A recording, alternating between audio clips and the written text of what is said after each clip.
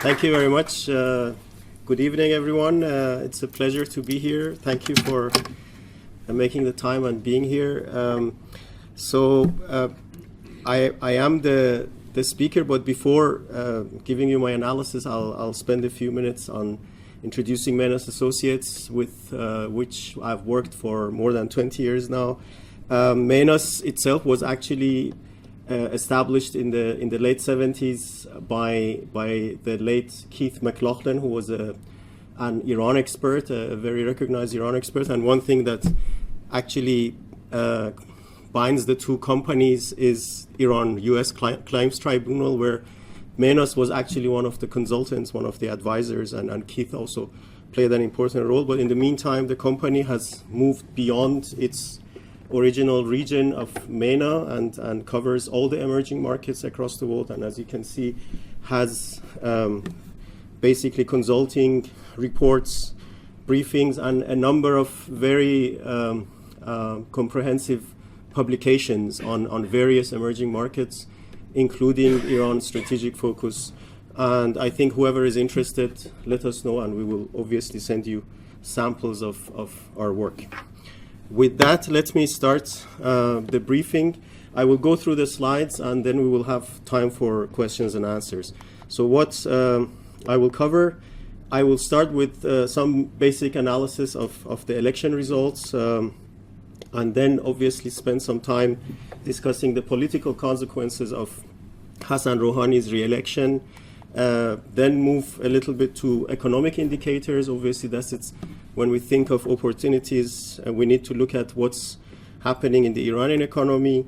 We'll offer you my economic analysis and my outlook, and close with some strategic considerations for international companies. So let's start. We had twin elections on the 19th of May, presidential elections and also local council elections. I will come back to the significance, especially of the local councils, a bit later. Voter participation stood at 73%. Just to give you a background of voter participation, since 1981, Iran had a couple of presidential elections in the first 2 years after the revolution, but the first president was dismissed, the second president was assassinated. So from the third president, which was Mr. Khamenei in 1981, all the elections, and you can see, those of you who have followed Iran very closely, you will recognize that whenever there is a high voter turnout, it's more likely that a reformist, a moderate person will win. And in this case, we had a voter turnout of 73%, and this actually worked in favor of Rohani. More analysis to come. Let me share with you what the political mood was before the election. If you were there, I don't know if you could follow it, but it was very clear that the key issue is the economy, both on the minds of the political elite, but also on the minds of the people. And interestingly, a number of opinion polls showed that the second most important issue was the environment. So the Iranians, I would say, as a society, are modernizing. The issues are not cultural or ideological anymore. There is more and more economy, unemployment, environment, urban issues. And this shift is very important. So the more ideological segments of the political elite, they don't actually connect very well with the majority of the society. The challengers of Rohani, and initially there were two serious challengers, one the mayor of Tehran, Ghalibaf, and second Mr. Raisi. But just before the election, Mr. Ghalibaf withdrew in favor of Raisi. But those two were making pledges that were completely unrealistic. For example, Ghalibaf pledged to produce an economic growth of about 26% per year in the next 4 years. And that, or Ebrahim Raisi pledged to triple the cash handouts to the lower 30% of the Iranian society, which would have meant that the government would have had to spend about $10 billion more a year, which is already a difficult task what they are paying out right now. So people realized that if the key issue is the economy, the more likely person, the more likely candidate to actually resolve the economic challenges in Iran is Rohani. So that played an important role. But another element is very important. There were opinion polls prior to the election that asked a simple question. And the simple question was, do you feel represented? And when this poll that I'm going to share with you was being run, there were 6 candidates in the race. 3 conservative, 3 more moderate reformists. And the question was, do you feel represented by one of these 6 individuals? And these were the answers. About 25% said they were represented by the reformist candidates, 13% by the conservative candidates, and important, 32% said by none of them. And that's very important. We have a large, 1/3 of the Iranian society does not feel represented by the political factions that exist in Iran. And that obviously is one of the difficulties that the Islamic Republic has. And probably another segment of those who said, I don't know, they also don't feel not represented. Maybe half of the Iranian society is looking for other political entities or characters, for example, maybe secular forces, maybe nationalistic forces who were not represented in this race. So it's important to realize that a segment of the Iranian society would have not voted for any of these individuals if they had the choice to vote for someone else. But when it came to select one person, especially select the person who is more likely to resolve the economic issues, the majority believed that Rohani would be the one. So let's look at the election results. Rohani got 57.1%, Raisi 38.3%, and it's interesting, the third in the list are void ballots, not the other 2 candidates who all got about 1%. So the other 2 we can really forget. They were marginal forces, but these 2 polarized the election. But what is very interesting is the question of where actually they won. The red provinces are provinces where Rohani won by a large margin. And what is very important is that actually all the key ethnic provinces of Iran, so the northwest Azerbaijan provinces, Kurdistan just below that, Baluchistan down here, all of them, all the ethnic minorities, key ethnic minorities of Iran, voted overwhelmingly for Rohani. Even the Arab population we have in Khuzestan down here voted in favor of Rohani. So they felt more represented by Rohani compared to Raisi, Raisi represented sort of the more conservative, the more religious elements.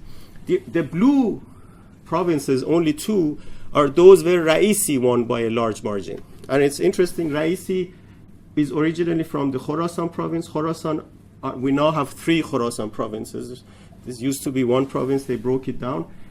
So he is originally from the city of Mashhad. I'm sorry for those who are that side, but basically the city of Mashhad. But the only provinces where he won is South Khorasan, not even in his hometown of Mashhad, where he won convincingly.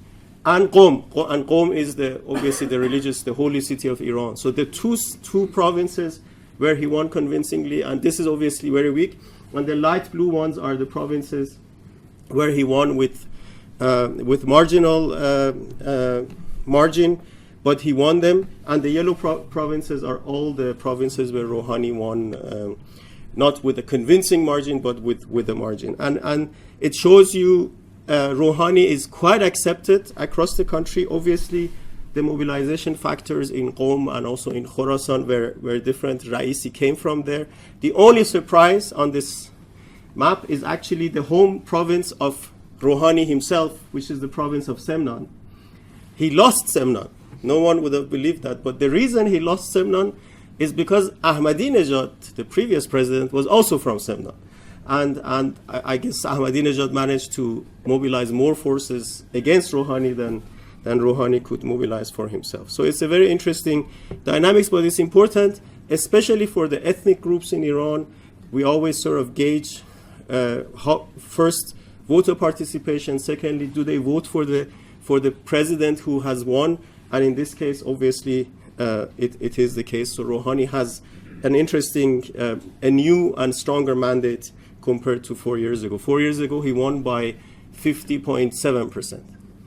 So they could always put pressure on him and say, you barely made the majority in the country. This time, 57 as opposed to 38, obviously, is a very different picture. So this victory is significant for many reasons. One is, within the complex power structure we have in Iran, and it's a multi-factional or multi-network power structure, this win, and beside the win of the presidency, the moderates and reformists also won all the major local councils across the country in all the large cities. Basically, one consequence is that there will be more and more a greater space and more influence for the reformists in political debates. Rohani's conciliatory tone, and in Iran, we always have these two schools of thought in terms of foreign policy. One school of thought is confrontational. You saw that very clearly on the Ahmadinejad, where Iran basically projects power and defines itself as the confrontational factor, especially as the anti-US factor. And the other school of thought is the conciliatory one. Rohani and his predecessors, Khatami and Rafsanjani, were all in favor of this conciliatory approach, and this approach will be dominant. It won't make all the decisions, as I will share with you, but it will become more and more dominant. Most importantly, Rohani will continue his economic reforms and economic policies. We will come back to that in a minute. And there will be an emergence of some of the reformist agendas which were relevant under President Khatami before Ahmadinejad, but then sort of were marginalized in the Ahmadinejad years and had a difficult time regaining momentum under Rohani, because Rohani was a very careful, he still is a very careful sort of mainstream conservative. He's not a genuine reformist like Khatami was. But now that the reformists have won so many local councils, and very clearly, and also very interestingly, Rohani's vice president, Mr. Jahangiri, he became a candidate to actually promote this reformist agenda in the election campaign. So there will be more and more a return of that reformist agenda, which I think is important for some of the domestic debates in Iran. Another element in this election, and this is very important when you look at the medium-term development in Iran, is the question of succession to Ayatollah Khamenei as the supreme leader.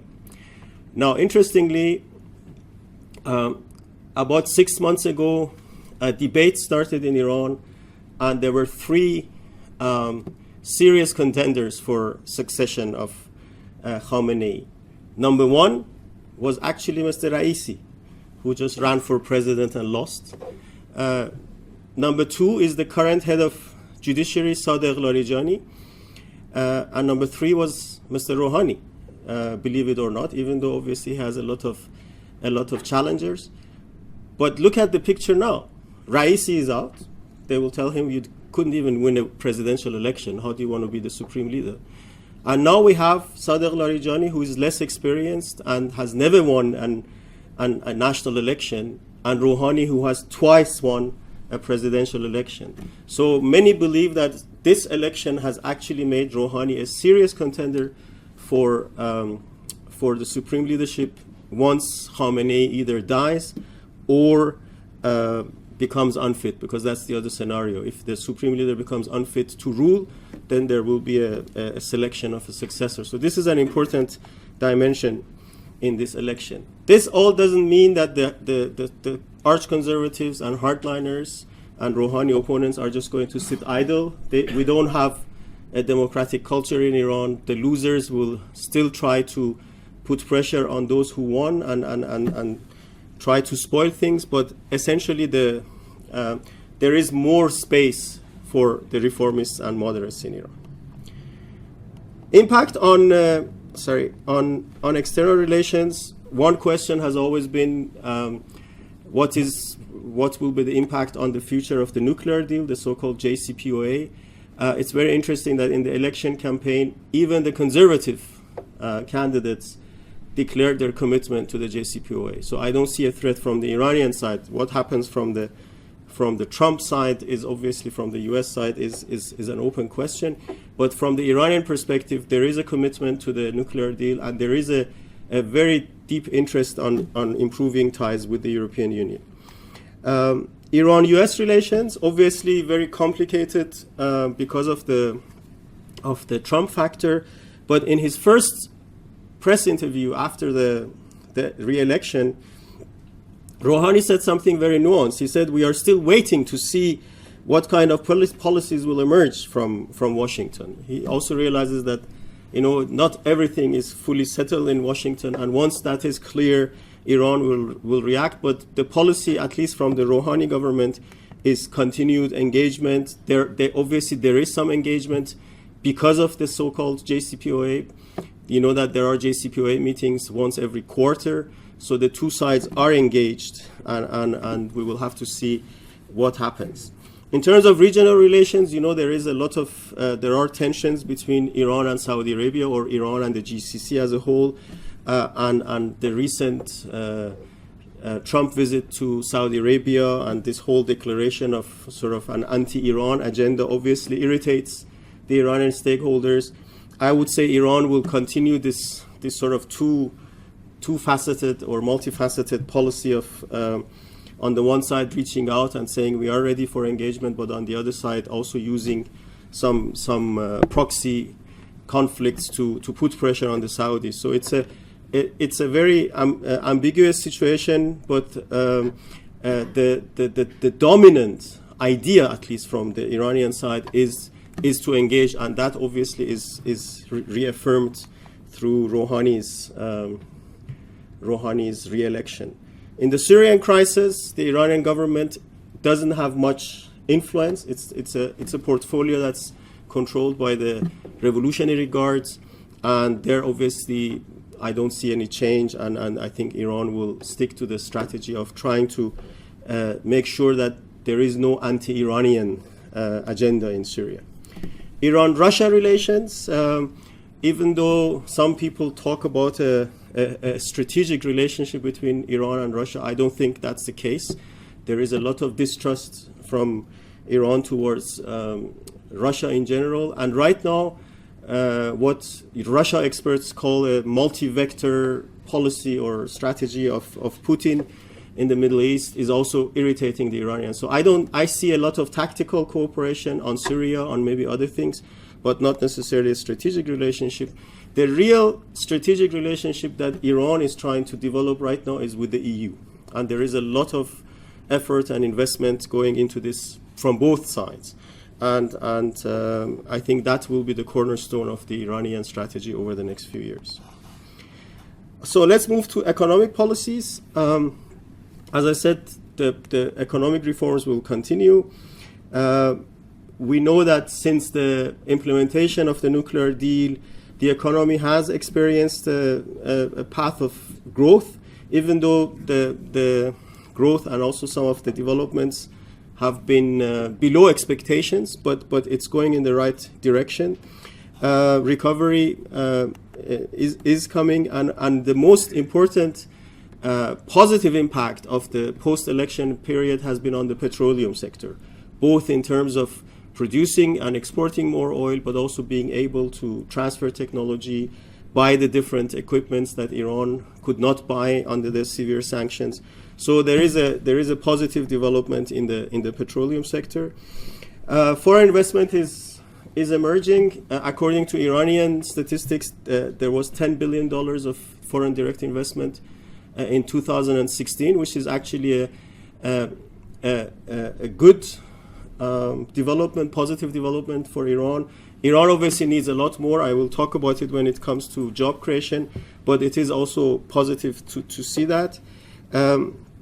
The biggest shortcoming right now, if you look at it especially from the investor's point of view, whether it's a foreign or a domestic investment, is the deficiencies in the Iranian business climate. There is corruption, there are legal ambiguities. You see, for example, those of you following the oil and gas sector, Iran has been trying, or the government has been trying to introduce a new contractual framework for the past 3 years, still stuck in the complex political process, and that obviously creates uncertainties and issues for investors. Let me just share some data with you. Iran, as I said, the economy is growing. When you look at the last Iranian year, which ended on the 20th of March, 2017, the economy grew by about 5%. GDP, you have in countries like Iran, obviously, you always have these two GDP figures. One is nominal, one is the purchasing power parity. Purchasing power parity is about $1.3 trillion. Nominal figure, which is obviously distorted because of subsidies and other distortions, is about $425 billion. Generally, the indicators are positive. The one indicator that's creating a lot of tension in Iran is unemployment. It's close to 13%, and when you look at youth unemployment is close to 30%. And that explains why the economy and especially job creation was such an important issue in the election campaign. As far as the Iranian rial is concerned, I will show you a more detailed picture in a minute. Let me just show you the diversity of the economy. The Iran economy is relatively diverse. I always say it's the most diverse OPEC economy in the world. Actually, it's more of a service economy. It's 52% of the Iranian economy is service sector. But the one thing that I want to show you with these two pie charts is the significance of agriculture for job creation or for jobs. Basically, you see agriculture contributes only 10% to the GDP, but 18% to the jobs market and that's why it's so important. Despite water crisis, despite all the other different problems, the attention to agriculture and the attention to increasing efficiency, not just in agriculture but especially in agriculture, is high. So there will be a lot of push for job creation, and that's one of the reasons, for those of you who are engaged with Iranian stakeholders and companies, one of the reasons why Iran insists, or the Iranian government insists, on creating a joint venture, on creating jobs in Iran. Job creation will be the key challenge in the next 10 years or so. One of the biggest success stories on the Rohani is the inflation, how they have managed to contain inflation. When Rohani became president 4 years ago, inflation was close to 40%. This past Iranian year, which just ended on the 20th of March, inflation came down to about 7%. Just a couple of days ago, they released the latest figures. In the past 12 months, it has been about 9%. So with the start of every new year, you have a hike in inflation because obviously some prices, salaries, and so on go up. But the good news is it has remained single digit, and if they manage to keep it single digit this year, it will be the first year in 3 decades, the first time in 3 decades that 2 years in a row have been single digit. And this has become one of the objectives of the Rohani government, containing inflation so that they can also correct some of the other deficiencies. For example, the high bank interest rates, which are very irritating in Iran. They are trying to bring them down, and obviously to do that they need to control inflation. Exchange rates. Iran has two official exchange rates. One is the interbank rate, and one is the so-called free market rate, which is also official. The first one is used by banks. The second one used by foreign exchange bureaus.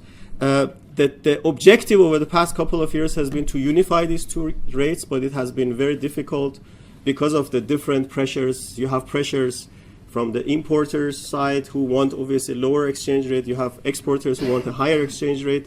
So getting the balance right has been difficult, but this is the picture we have. So basically, you can see that psychological elements play a big role. This is when the nuclear deal was finalized. Then you see a stability, and then you see a gradual shifting of the interbank rate, which is both rates more or less are managed by the Central Bank of Iran.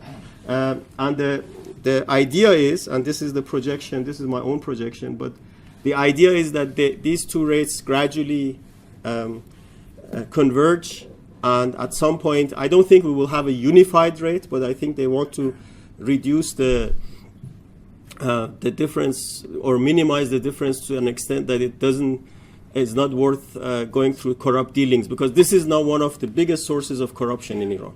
People who have access to the lower rate and can sell the hard currency at a higher rate. So closing the gap will help also fighting corruption in Iran. One chart that I think is important for those companies that are looking at Iran and its future is how the Iranian middle class is growing. One of the features from a socio-economic point of view, one of the features of the Ahmadinejad years, the 8 years on the Ahmadinejad, was that actually the Iranian middle class shrunk. And that was because of inflationary environments, because of failed policies. And now we see a growth again, a growth of the middle class. And basically, when we call the families we call as the consuming families in the Iranian economy, these are families with an income level of higher than $20,000 per year. Basically 45% of the population right now belong to that group, and that will increase in the next decade. And that's important because the demands of these families and the demands of this middle class will actually define the Iranian market and will create opportunities, whether it's a consumer goods sector or telecom and other elements. Just wanted to share that with you as well. So with that in mind, what are now the growth sectors in Iran? I have listed some of them here. Obviously, oil and gas is an important sector. Iran has the largest combined oil and gas resources in the world, the largest gas resources in the world, and there is both the desire to grow this, but also the desire to increase efficiency and add value and so on. So there are opportunities on multiple layers, upstream, midstream, downstream, and so on. One of the downstream sectors, obviously, is petrochemicals. Iran is already an important petrochemical player, and one of the growing export niches from Iran to Europe is actually petrochemicals right now. And there is more and more opportunity to engage in that. The automotive sector is the second largest industry in Iran after oil and gas. And it's actually the 18th largest automaker in the world.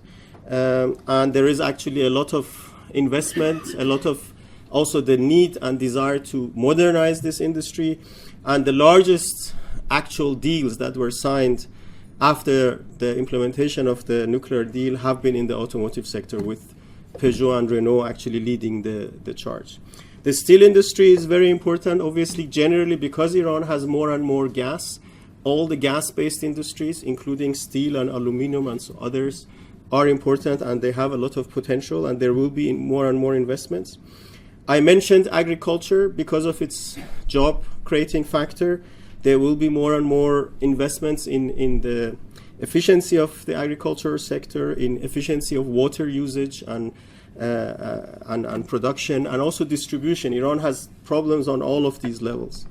Telecom, again, another huge market, and also because it's a young market, a lot of needs for modern solutions. Aviation, you have been hearing about these deals with Boeing and Airbus and with other airplane makers. Iran needs about 400 new planes in the next 10 years. And obviously, both the planes itself, but also all the service and all the other logistics that come with it will be major opportunities.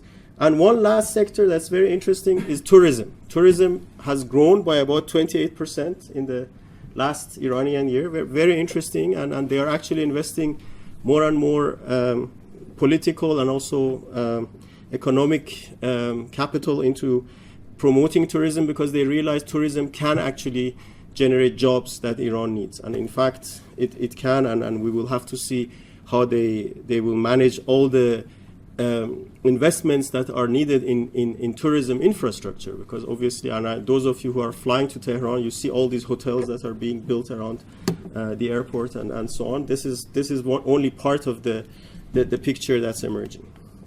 So what's the economic outlook? If there is no unexpected development, and obviously with President Trump we always have to expect the unexpected, but if things go the way they have been going over the past couple of years, I think the Iranian economy will grow by about 5 to 7% every year, but unemployment will remain a big challenge. Even with this growth of 5 to 7%, Iran cannot really create the jobs that it needs with the current demography.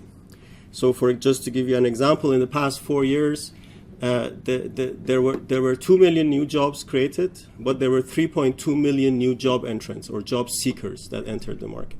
So as long as we have this young demography, I guess for the next 10 years or so, the unemployment issue will remain. They will try to fill gaps here and there, but the issue will remain. In the new so-called 5-year plan that Iran started on the 21st of March of this year, the obligation or the commitment of the government is to create 950,000 jobs a year. That requires a minimum of 8% annual growth and investments. And it's interesting that, again, the same 5-year plan talks about an 8% annual growth, but 2.5% of that 8% is supposed to come from efficiency improvements. And that I'm mentioning this because this is where Iran needs companies like yourselves. Iran needs European technology to increase efficiency. Those of you who have been to Iran know there is a lot of capacity, there is a lot of investment, but what's missing is efficiency. The country produces 1.6 million cars a year. Only 100,000 of them are probably on the level in terms of technology that you would expect in Europe. 1.5 million are on an inefficient level in terms of fuel consumption, in terms of safety, and so on. So increasing efficiency will become the key issue besides job creation. So the emphasis of the government will be on these issues, and they know, the government and other economic players and elites, they know that this level of job creation and efficiency growth will only come through foreign investment and a growth of private sector in Iran. And that's very important to understand. Two potential game changers. I mentioned one, that's tourism. The other one is, because of the young and relatively educated population that Iran has, is IT entrepreneurship. And this is another growing sector in Iran. And there are interesting initiatives and there are interesting jobs that are emerging in that sector as well. Because I mentioned the private sector, I want to just highlight one point in Iran. In Iran, we have a public sector, we have a private sector, but we have something in between called the semi-public or semi-governmental sector. And the problem is the governmental sector is declining, obviously because of privatization and also because the other sectors are growing. The problem is that the semi-governmental sector, these are religious foundations, revolutionary and military foundations, they're actually growing. The reason I'm mentioning that is that if you're a company who used to work with Iran 10, 15 years ago and you were out because of the sanctions now you return and you say, oh, I know this company, I used to work with them 15 years ago, be careful. They may have been a governmental company. In the meantime, they may be owned by one of these foundations, some of which are still blacklisted in the US and also in the EU. So it's important to always do sort of the due diligence that you need for this. So what does this mean for international business? Iran remains a complex market with all types of strategic risks. That makes consulting a worthwhile activity for the time being. But for the next 4 years, because of Rohani's re-election, moderate and reformist ideas will be dominant, especially in economic and foreign policy issues. Other issues, such as cultural decisions, domestic politics, and so on, will remain restrained until there is a change on the level of the supreme leader. And that, obviously, as I said, one scenario could be, and I wouldn't be surprised if that happens in the next few years, if something happens to Khamenei, that Rohani would be the next supreme leader. So we have to watch the domestic dynamics very carefully. Don't know why that happened. Sorry. So Rohani does have a chance. The economy will grow at a reasonable rate, and there will be opportunities. But obviously, the international companies who are looking at this market, they have to understand this necessity on the Iranian side of creating jobs and increasing efficiencies. There will be continued deficiencies in the investment climate. I mentioned corruption. There are other issues. But the efforts from the government, at least, are to address those issues. One risk element for all of us will be the U.S. policies. I call it the Trump factor. So far, the Trump administration has remained committed to the JCPOA, and there are good reasons why they will probably remain committed. But what I think the plan will be from the U.S. side is to put so much pressure through other sanctions or other policies for Iran to sort of renege on the JCPOA. But Iran, as I mentioned, for now will remain focused on a closer relationship with the EU, hoping that it will sort of weather the pressure from the US. That's all I have prepared. I look forward to your comments and questions.